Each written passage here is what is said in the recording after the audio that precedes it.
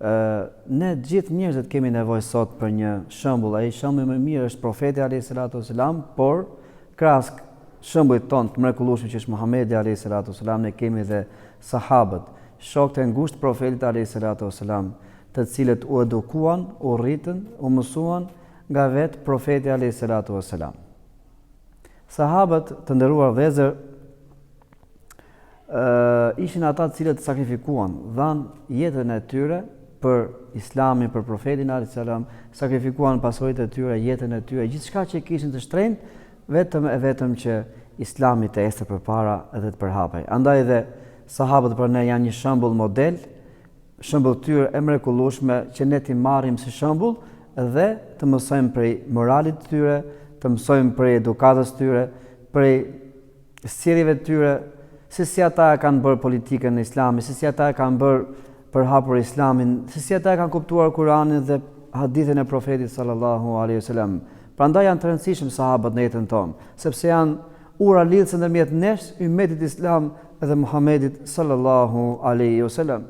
Vetë Kur'ani famëlart, Zoti i ka lavdruar duke thënë radhiyallahu anhum, Zoti është i kënaqur me ta. Muhammedun Rasulullah walladhina ma'ahu ashidda'u 'alal kuffari ruhama'u bainahum. Muhamedi është i dërguar i Zotit dhe sahabët janë të dashur me njëri tjetrin.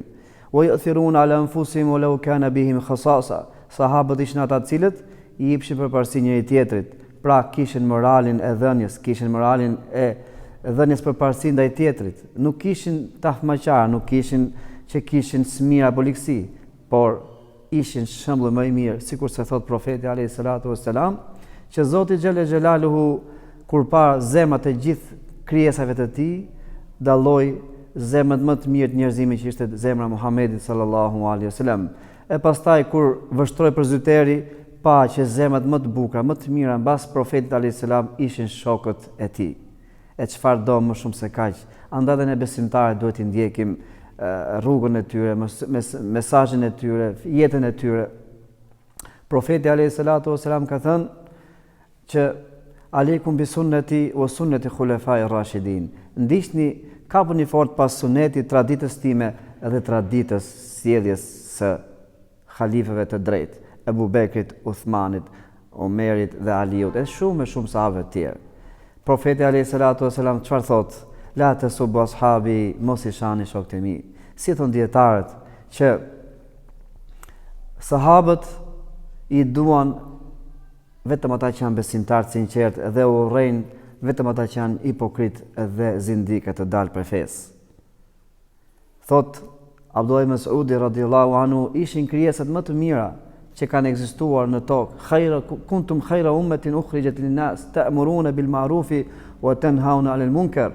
Edhe pse kjo ajet është në përgjithësi, por në veçanti i drejtohet brezit më të mirë që jetuan në kohën e profetit sallallahu alaihi wasallam, që thotë ishit populli më i mirë që dolën ndër njerëz që urdhëroni për të mirë dhe ndaloni nga e keqja. Po ashtu profeti sallallahu alaihi wasallam thotë khairun nasi qarni thumma alladhina yalunhum.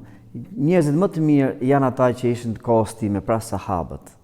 Të nderuar vëllezër besimtar, të flasësh për vlerat e sahabëve, të flasësh për mirësitë e tyre janë pa numërta, por profeti ynë alayhi salatu wasalam na ka udhëzuar që të kapemi fort pas sunetit të tij dhe sunetit të sahabëve.